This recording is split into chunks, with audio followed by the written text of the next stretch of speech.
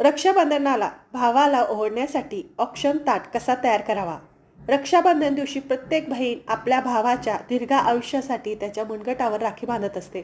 त्याचं जीवन सुखमय होण्यासाठी, आयुष्यात त्याचं कल्याण होण्यासाठी, यश प्राप्त होण्यासाठी अशा प्रकारे आपल्याला तयार करायचं आहे.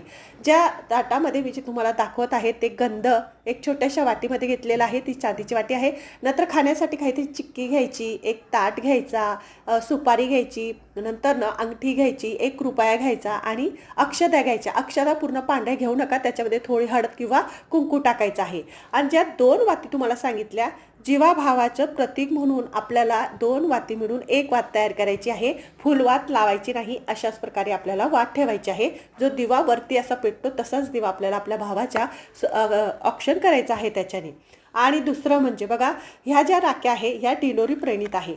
कोणत्याही शॉपीवर तुम्हाला मिळून जातील, कारण की ह्या डिलोरीवरून प्रत्येक स्वामी समर्थ केंद्रामध्ये दिल्या जात असतात. कारण की याच्यावर 1.25 लक्ष कोटी असा जप झालेला असतो स्वामी समर्थ महाराजांचा. याच्याने आपल्या भावाचं संरक्षण होतं, त्याच्या आयुष्याचं कल्याण होतं, यश प्राप्ती होते, लक्ष्मीची प्राप्ती होते. आणि हे जे मणी आहे हे आपल्या भावाचं, आपल्या बाळाचं रक्षण करत असतात, संरक्षण करत असतात. आता याच्यामध्ये जे मणी आहे ते तुम्हाला सांगते. याच्यात मणी आहे, पांढऱ्या कलरचे मणी आहे, रुद्राक्ष आहे, स्फटिक मणी आहे, कमलगठ्ठ्याचे मणी आहे, टायगर स्टोन आहे, रक्तचंदनचे मणी आहेत, तुळशीचे मणी आहे, कमलगठ्ठ्याचे माळ आहे आणि एक कवडीसुद्धा आहे. आता हे कशाचं काम करतात ते सांगते. हे हिंसक पाण्यापासून म्हणजे जे पांढऱ्या कलरचे मणी आहे ते हिंसक प्राण्यांपासून रक्षण करत असतात. रुद्राक्ष व तुळशीचे मणी आध्यात्मिक विकास व मनशांतीसाठी असतात.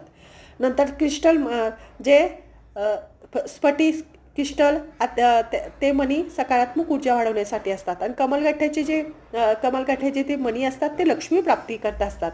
टायगर स्टोन आत्मविश्वास वाढवण्यासाठी, रक्तचंदनचे मणी अँटी रेटिशनसाठी असतात. तर हे रक्षणाचं काम करत असतात. नक्कीच आपल्या भावाचं संरक्षणासाठी प्रत्येक बहिणींनी दुसरी राखी बांधण्या